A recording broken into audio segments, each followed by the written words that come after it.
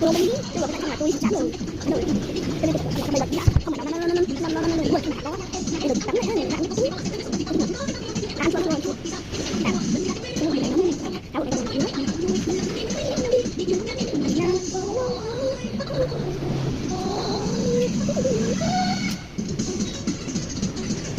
quá cái nữa không có đâu nó quay lại cái cái cặp luôn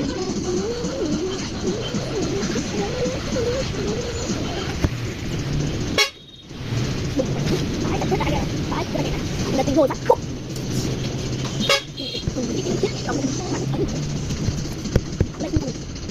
mai tôi sẽ đặt ở đây cái bánh các bạn đây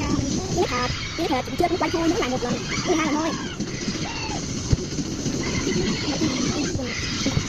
mai đúng rồi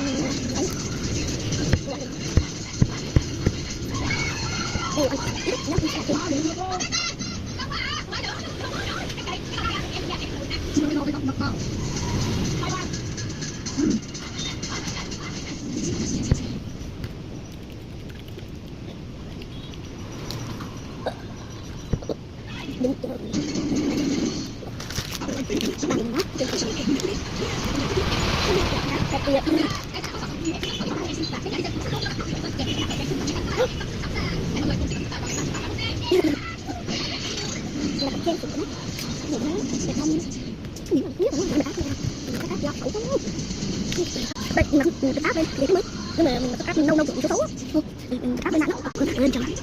mình áp thì bằng rồi rồi mình như này không áp bằng như này mình đeo áp như này như này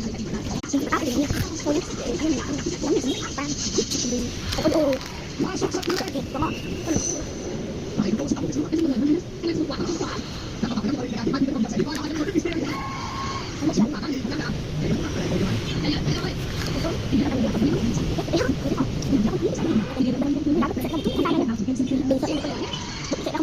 đâu người ta tiếng con gái người ta lo hơn nữa rồi cho nên là sẽ ra là bao giờ con gái nhiều khi đau mà lớn lên tự béo người ta được đúng rồi do là người ta lo quá chắc ta mà lo thì sẽ lại luôn ta lại luôn ăn cho nên là phải làm sống bạn phải quan phải đâu mình phải ra thì đó quá là tuyệt vời mà mình rút lại thì là quá thôi nó là cũng lớn cũng lớn tối á mình phải làm thôi cơm một cơm thì sẽ ăn bánh